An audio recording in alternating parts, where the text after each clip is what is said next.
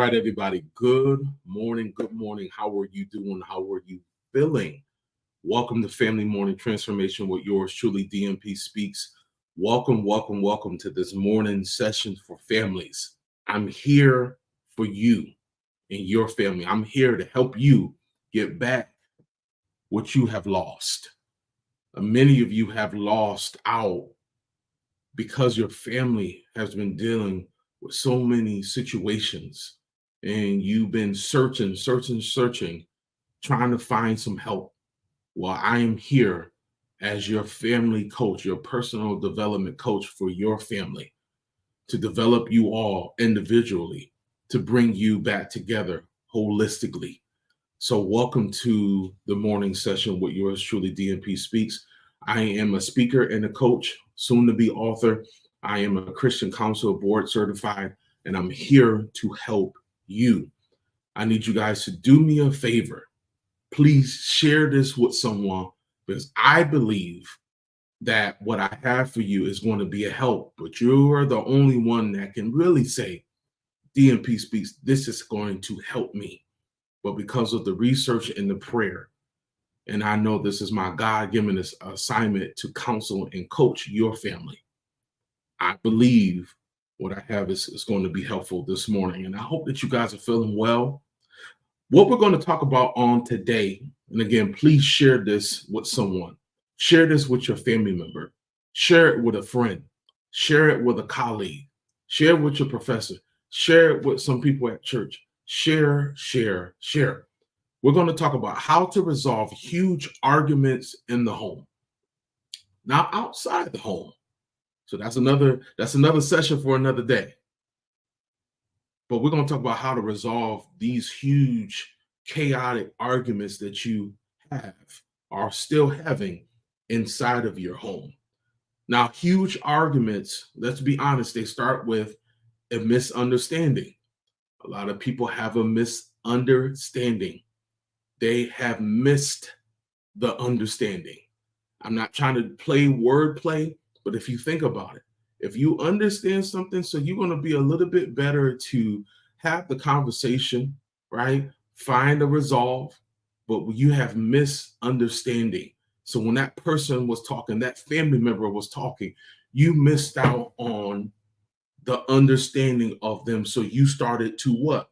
Make your own assumptions.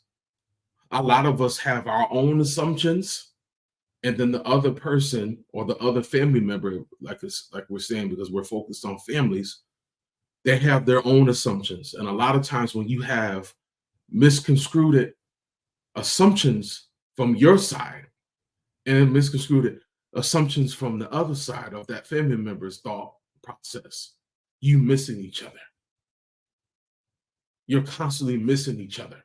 And a lot of families, a lot of parents are missing their teens. A lot of teens are missing their parents. A lot of families are missing each other because you're going in the wrong direction and there is no resolve. And it doesn't make sense because you guys are not on the same level thinking path. Even as a parent, even as a guardian, you could be missing your child because you have your own assumptions. Ask me how I know, because I did the same thing. I missed out because I was not focused. I was going on my own personal assumptions. And I'm not saying that your assumptions are wrong all the time. They might just be misconstrued. They might be, let's just be honest. Some of your assumptions could just be off. Keyword some, not all. And let's be honest, we don't spend enough of time to remove these unhealthy, familiar assumptions, right? And we always feel like our child is wrong. Or teens, you might feel, or adult children, you always feel that your parents are wrong, but you don't really hear each other because you're not missing each other, you're missing each point. You're missing each other's point. And let's be honest, we don't hear long enough to understand. Let me say that one more time. We don't hear long enough to understand one another. This is why arguments blow out of proportion. This is why arguments lead to police being called. Chaos, yelling, screaming, no understanding, missing the understanding of each other. So we don't hear long enough to find solutions. We don't hear long enough to understand one another. And we don't sometimes like solutions. You want to know why? Because it's going to force us to change. I'm going to park right there for a moment. We don't like solutions because it's going to force us to change. Some of us don't want to change because we keep doing the same thing over and over, right? We react to the same thing over and over when we have an argument with our family member, with our child. We see that the way that we argue is not working. The way we try to explain doesn't work. And we find ourselves in a hole. We find ourselves disconnected. We find ourselves all over the place. Yes, change is hard, but change is good. I'll say it again, change is hard, but change is good. We have to continue to change ourselves because it's necessary. Y'all hear what I'm saying? It's necessary that we change. We can't continue to keep going the way you can afford. Let me say it like this, everybody. You can afford to keep doing the same thing, having the same arguments in your home, and expecting you all to grow. Because change is hard, but I'm going to flip it a little bit. Change is necessary. Change is hard. I'll say it again, but change is necessary. It's more than just good. It's necessary. I had to change how I did things when it came to arguments, disagreements, my own assumptions. I'm still growing. You still have to make a change. Resolving arguments is more than just solving arguments. It's solving a need. So you're not just solving an argument, you're solving a need. We have to make aware. This is awareness that we are resolving. We're going for a need. There's a need there. This is why you are arguing. Because something that's supposed to be there in your family is not there. So it is a need. Sometimes resolving a need supersedes arguments. It's more important to focus on that need. That need of the living room. I keep talking about it, and I'm saying it for a reason because it's going to come out later, but the living room should be a place, a sanctuary in your home. That there should be some peace there. Should be understanding there. If you think about it, the living room, you live there with your family, you converse, you have conversations in the living room. But a lot of your living rooms are not a place of comfortability. They're just not a place for that. They've been a place of hurtful things and pain and trauma, not just for your kid, but for you as well as the parent or guardian. There is a need that has to be met. And this is why you keep arguing, because you have to go past, oh, we argued, but what is the root issue? I'm big on root issues, root causes. What is the root issue? There is a need that has not been met. We got to find how to meet that need. When is the last time you left an argument and you had a solution? You learned how to resolve, and you didn't let it linger. Or did you let it linger? Because you're the parent, you just say, hey, they're going to listen to what I have to say. Is that always good? Because I guess what, again, I used to be like that. My mindset was like that. I felt like what I said goes. But it can't be like that all the time, because you're missing out on moments. Come on, somebody. You're missing out on moments when you have that mindset.